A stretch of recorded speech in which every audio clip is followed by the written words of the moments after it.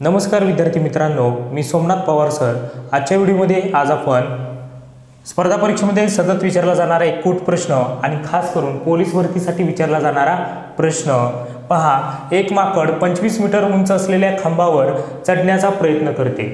ते एका मिनिटात 5 मीटर वर चढते व त्याच मिनिटात 3 मीटर खाली घसरते।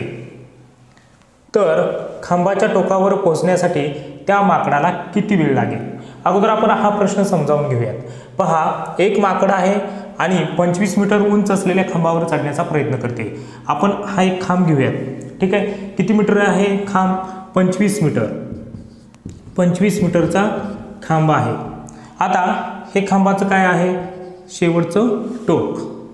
पुढे विचारले आपल्याला, ते एका मिनिटात 5 मीटर वर चढते, म्हणजे इथून ते 5 मीटर वर चढते, लक्षात ठेवा 5 मीटर।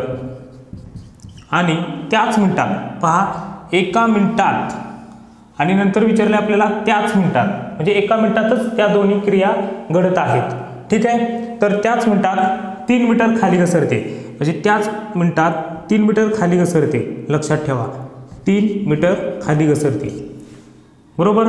म्हणजे आपण जर बघितलं या ठिकाणी, तर एका मिनिटात 5 मीटर वर चढतंय, परंतु त्याच मिनिटात ते 3 मीटर खाली घसरतं। तर आपल्याला विचारले, तर खांबाच्या टोकावर पोहोचण्यासाठी त्या माकडाला किती वेळ लागेल, म्हणजे या टोकावर पोहोचण्यासाठी किती वेळ लागेल? तर त्यासाठी काय करायचं आहे, तर लक्षात ठेवा किती मीटर उंचीचा खांब आहे?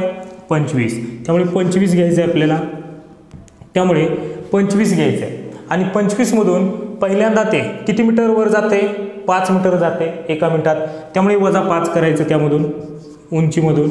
आणि भागाकारामध्ये काय करायचं, तर एकदा वर चढते आणि त्याच मिनिटात खाली घसरते, त्यांच्यातील फरक घ्यायचा आपल्याला, 5 वजा 3, 5 वजा 3, ठीक आहे।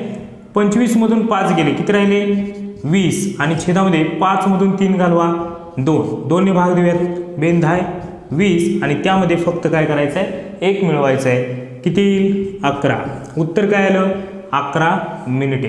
तर अशा खूप सोप्या पद्धतीने आपल्याला या प्रश्नाचं उत्तर काढता येते। असाच एक आपण प्रश्न घेऊयात। प्रश्न क्रमांक 2, एक माकड 80 मीटर उंच असलेल्या खांबावर चढण्याचा प्रयत्न करते। ते एका मिनिटात 10 मीटर वर चढते आणि त्याच मिनिटात, म्हणजे त्या एका मिनिटातच 8 मीटर खाली घसरते। तर खांबाच्या टोकावर पोहोचण्यासाठी त्या माकडाला किती वेळ लागेल? म्हणजे एका मिनिटातच त्या दोन्ही क्रिया करते, 10 मीटर वर चढते आणि पुन्हा 8 मीटर खाली घसरते। तर तसाच प्रश्न आपल्याला आहे, तो सोडवायचा आहे। काय करतो आपण? किती मीटर उंचीचा खांब आहे? 80, त्यामुळे 80 घ्यायचं, ठीक आहे। पहिल्यांदा उडी किती मीटरची मारली त्याने? 10 मीटरची, त्यामुळे आपण 10 वजा करायचं। आणि छेदामध्ये काय घेतो आपण? 2 घेतो का? घेतो, परंतु 2 कोठून घेतलं? तर 10 वजा 8 करायचं आहे। काय करायचं आहे? पहिली उडी 10 मीटरची मारली आणि घसरली किती? 8 मीटर खाली, त्यामुळे यांच्यातील फरक किती आला? 2, त्यामुळे 2 घेतलं, ठीक आहे। तर 80 मधून 10 गेले, किती राहिलं? 80 मधून 10 गेल्यानंतर 70, छेदामध्ये 2, भाग दिल्यानंतर किती होईल? 35। 35 मध्ये 1 मिळवायचा, ठीक आहे। तर किती येणार उत्तर आपलं? 36 मिनिटे। किती येणार? 36 मिनिटे। अशा खूप सोप्या पद्धतीने आणि ट्रिक्स पद्धतीने आपल्याला या प्रश्नाचं उत्तर काढता येतं। जे स्पर्धा परीक्षेचे विद्यार्थी आहेत त्यांना कमी वेळेमध्ये या प्रश्नाचं उत्तर परीक्षेमध्ये काढायचं असतं, आणि त्यामुळे या ट्रिक्स पद्धतीचा आपल्याला वापर करायचा आहे। काय करायचं आहे? तर या ट्रिक्स पद्धतीचा आपल्याला वापर करायचा आहे। पोलीस भरतीमध्ये हा वारंवार अशा प्रकारचा प्रश्न विचारला जातो। पाहूयात पुढील प्रश्न। प्रश्न क्रमांक 3, हा सुद्धा प्रश्न अगोदर सोडवलेल्या प्रश्नासारखाच आहे, थोडासा बदल करायचा आहे आपल्याला। पहा, एक माकड 110 मीटर उंच असलेल्या खांबावर चढण्याचा प्रयत्न करते। ते एका मिनिटात 10 मीटर वर चढते व दुसऱ्या मिनिटात 6 मीटर खाली घसरते। आता लक्षात ठेवा, एका मिनिटात 10 मीटर वर चढते आणि दुसऱ्या मिनिटात 6 मीटर खाली येते, म्हणजे 2 क्रिया आहेत, लक्षात ठेवा, एका मिनिटात आणि दुसऱ्या मिनिटात। अगोदरच्या प्रश्नामध्ये आपण एकाच मिनिटात दोन्ही पण क्रिया केलेल्या, ठीक आहे, त्यामुळे त्या पद्धतीची ट्रिक्स आपण वापरली। आता काय करायचं आपल्याला? तर 110ला आहे तसं घ्यायचंय, ठीक आहे। त्यातून आपण वजा काय करतो? पहिल्यांदा किती मीटर वर गेले? 10 मीटर, 10 वजा करतो आणि छेदामध्ये यांच्यातील फरक 10 वजा 6, ठीक आहे. 110 मधून 10 गेले, किती राहिलं 100. आणि भागाकारामध्ये 10 मधून 6 घालवा 4, 4 ने भाग देऊयात आपण. 4 1 4, 4 दुनी 8, पुन्हा किती उरले 2 आणि 4 पंचे 20. आता एका मिनिटात आणि दुसऱ्या मिनिटात म्हटले, त्यामुळे दोन क्रिया, ठीक आहे. एका मिनिटात 10 मीटर वर जाण्याची क्रिया आणि दुसऱ्या मिनिटात 6 मीटर खाली येण्याची क्रिया, त्यामुळे गुणिले काय करायचं 2 करायचं.